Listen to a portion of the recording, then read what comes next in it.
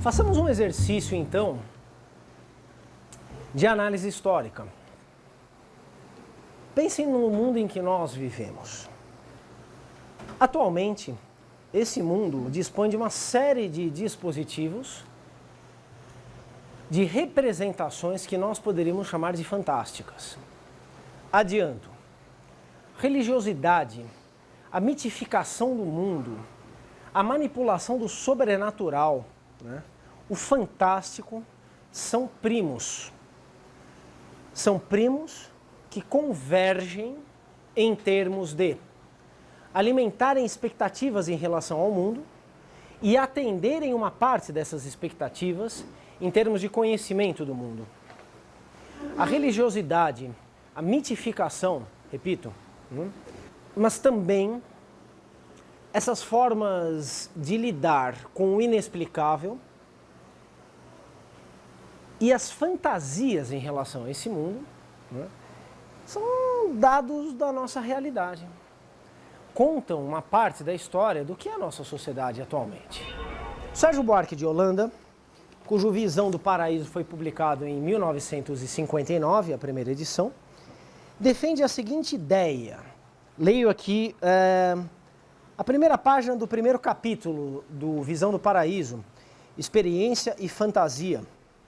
Diz Sérgio Buarque de Holanda, aspas, cito: "O gosto da maravilha e do mistério, quase inseparável da literatura de viagens na era dos grandes descobrimentos marítimos, ocupa espaço singularmente reduzido nos escritos quinhentistas dos portugueses sobre o Novo Mundo.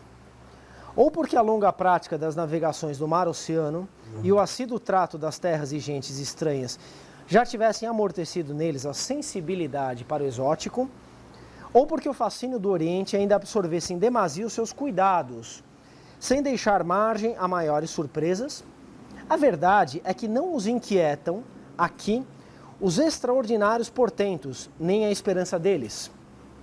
E o próprio sonho de riquezas fabulosas, que no resto do hemisfério, atenção, há de guiar tantas vezes os passos do conquistador europeu, é, em seu caso, constantemente cerceado por uma noção mais nítida, porventura, das limitações humanas e terrenas." O Sérgio Buarque defende que os portugueses fantasiavam menos do que os espanhóis. Essa é uma obra sobre o imaginário ibérico da colonização, especificamente o imaginário organizado em torno do mito do paraíso terreal, em torno da ideia de que existia um paraíso na Terra. Esse mito está presente, então, na forma como portugueses e espanhóis representam uma parte desse novo mundo. Como esses portugueses e esses espanhóis compensam uma parte do seu desconhecimento em relação ao novo mundo.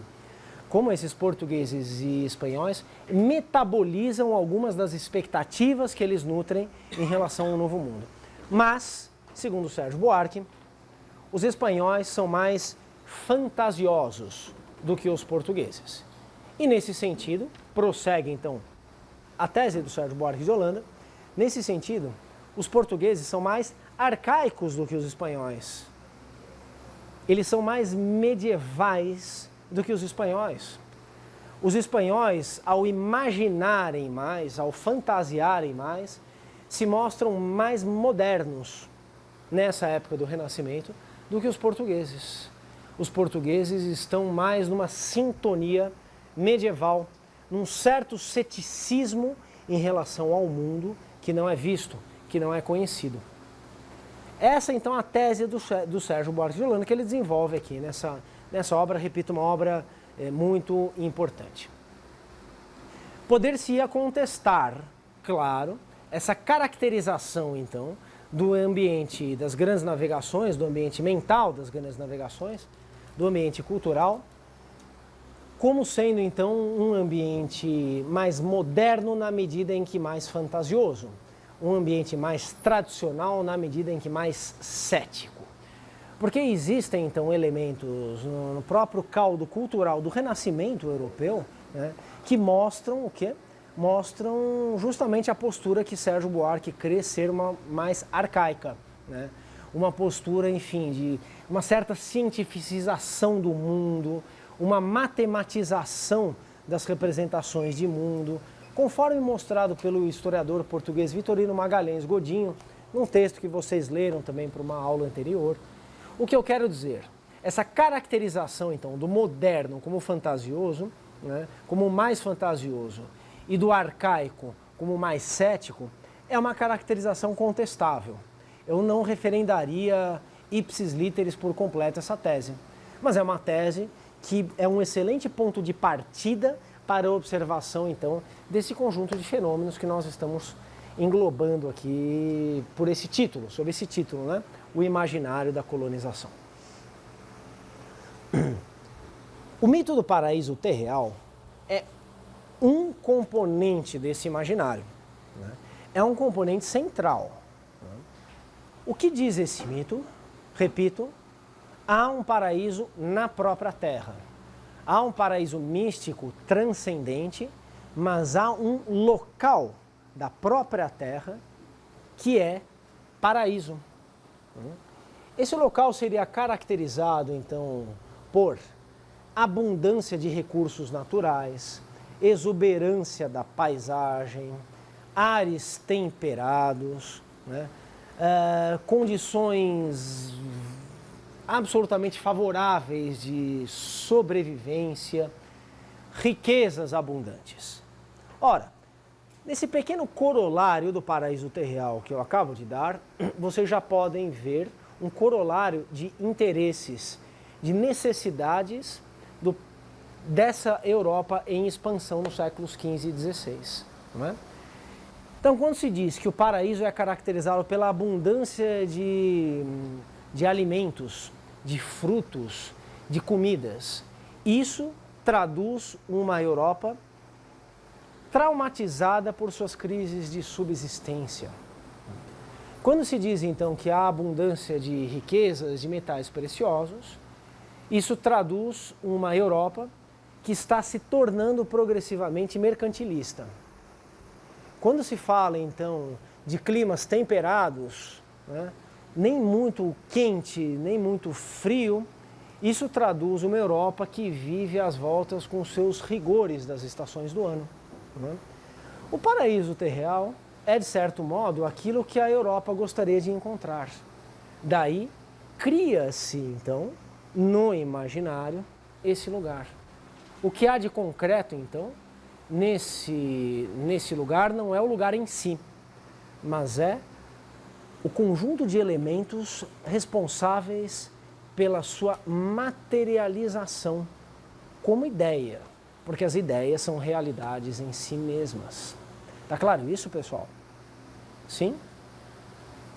Se as pessoas realmente acreditavam nesse paraíso, é uma outra questão. É a mesma coisa de nos perguntarmos hoje se as pessoas realmente acreditam, né, em ETs com determinadas características, ou se acreditam, enfim, em certas determinações do destino, da natureza, dos ciclos da natureza. Não é uma pergunta das melhores. As versões que são disponibilizadas por sociedades em torno desse mundo fantástico, desse mundo sobrenatural, essas versões, elas traduzem, só que indiretamente, claro, isto é, elas representam elementos concretos dessa sociedade. Nós temos então que nos perguntar por que essas sociedades formulam essas ideias em torno do mundo e não se elas realmente acreditam nisso. Isso vale inclusive para o mundo mítico e para o mundo religioso. Né? A pergunta se as pessoas realmente acreditam em Deus ou em deuses, né, não é das mais adequadas, pelo menos não para uma primeira aproximação em relação ao problema. Qual é uma pergunta mais adequada para aproximação a um problema mais relevante? Né? Qual o papel desempenhado pelas crenças religiosas na organização do mundo social? Por que isso acontece? O que então essas crenças religiosas traduzem em termos de estruturas sociais, em termos de história das sociedades? Né? A perquisição direta, né, do fenômeno não estimula uma compreensão devida do mesmo. Outros mitos, o mito do Eldorado, que por vezes é diretamente associado ao mito do paraíso terreal. O que seria o Eldorado? seria a terra de abundância de metais preciosos, sobretudo ouro.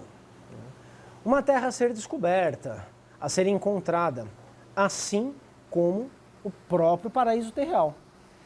Cabe na forma de pensar o mundo dos europeus dos séculos XV e XVI, isso está perfeitamente sintonizado com a imensa preponderância da religiosidade cristã, que ao longo do século XVI será cindida então, né, entre catolicismo e protestantismo, com algumas modalidades intermediárias, mas cabe perfeitamente bem nessa religiosidade cristã dos europeus a ideia de hierofania. O que é a hierofania? É um fenômeno sagrado que se revela por vontade divina. Bem, o mundo não era perfeito com Europa, Ásia e África? De repente ele teve que ser modificado em função da descoberta da América? Como fica então a perfeição da criação divina? Se o mundo era perfeito do jeito que os europeus acreditavam ser. A ideia de hierofania responde muito bem então a esse dilema, né? Como imaginar o mundo criação de Deus, logo criação divina, mas uma criação que não tinha sido ainda devidamente apreendida, né, pela comunidade de Deus. A ideia de hierofania, então, é a de que Deus, no momento certo, revela os segredos da sua criação. Nesse revelar, obviamente, se faz, então, se materializa um elemento sagrado dos desígnios de Deus, né?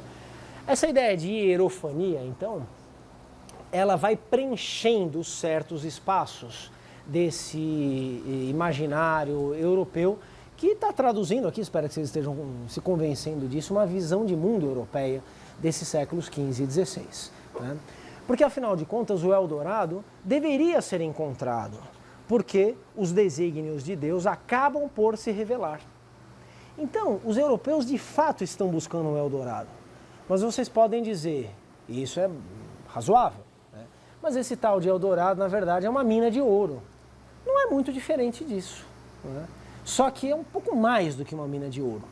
Porque os europeus não são apenas comerciantes que querem enriquecer. Eles são também cristãos, fortemente imbuídos do cristianismo e de um espírito cruzadista.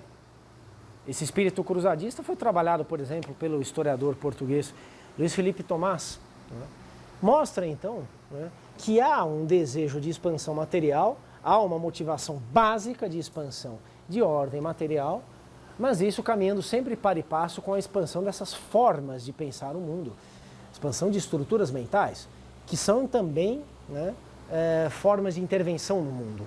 Assim, os europeus estão buscando não apenas uma mina de ouro, mas algo que seja, então, esse local divino a ser revelado por Deus. Encontrar, então, esses metais preciosos faz parte dessa tarefa mundial de conversão, né, ao orbe da cristandade de todos os infiéis. Não é à toa que na Península Ibérica, no mundo ibérico em geral, o mito do Eldorado ganha força após o descobrimento das minas de prata de Potosí, São Luís de Potosí, na atual Bolívia, à época vice-reino do Peru, em 1545. Uma mina de prata gigantesca, riquíssima, que continua então continuará a abastecer a economia espanhola até meados do século XIX. Né?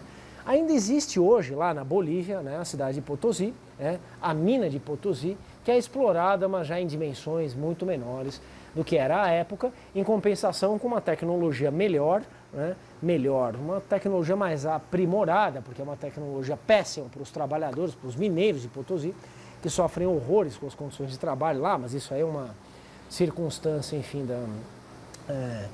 das formas de trabalho típicas do industrialismo moderno, né? E, enfim, em condições diferenciadas, né? Então, essa mina de prata de Potosí deixa os portugueses loucos, né? Bom, se os espanhóis encontraram, a gente também tem que encontrar, né? Encontra-se ouro, né, só que em dimensões reduzidas. Os portugueses encontrarão para valer na América, vocês sabem, no finalzinho do século XVII, nas regiões das chamadas Minas Gerais, a grande região das chamadas Minas Gerais, quando aí o imaginário da colonização já está muito atenuado, já está muito amortizado e muito diluído. Já não será mais exatamente um Eldorado. Esse Eldorado fazia muito mais sentido nos séculos XV e XVI. Existe também o mito do Preste João, que seria então um rei devoto de um